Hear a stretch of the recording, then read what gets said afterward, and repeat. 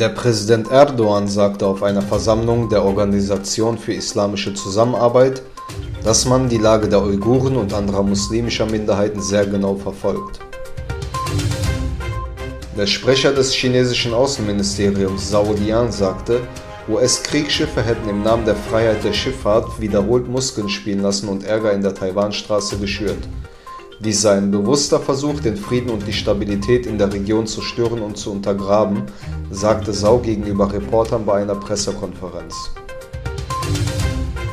Die Vereinigten Arabischen Emirate haben einen Fonds von 10 Milliarden Dollar für Investitionen in der Türkei gegründet.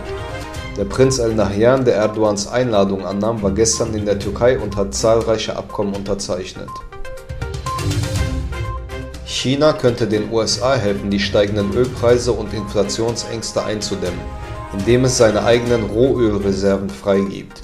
Die USA müssen sich erkenntlich zeigen und auf ein besseres Umfeld für die chinesisch-amerikanische Zusammenarbeit drängen, insbesondere indem sie auf unbegründeten Druck und hartes Durchgreifen gegen China verzichten.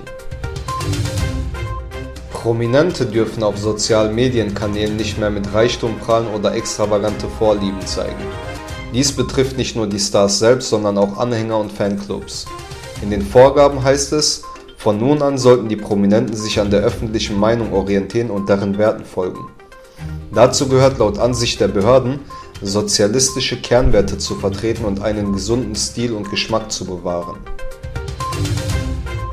Beim Untergang eines Bootes mit Migranten auf dem Weg nach Großbritannien sind nach französischen Medienberichten mindestens 27 Menschen gestorben. Das Boot kenterte offenbar auf dem Ärmelkanal etwa 15 Kilometer vor Calais. Gülbahar Haticevi, eine uigurische Beamtin im Ruhestand, berichtet von der Zeit in einem chinesischen Internierungslager, dass sie nur auf Toilette durften, wenn es ihnen erlaubt wurde. Außerdem bekamen Frauen zweimal im Jahr Spritzen mit unbekanntem Inhalt verabreicht. Kalbi Nur Siddiq wurde gezwungen, als Lehrerin in einem Internierungslager zu arbeiten. Sie berichtet von Folter und Vergewaltigung. Siddiq bittet die Türkei um Hilfe, bevor Uiguren einem Genozid zum Opfer fallen.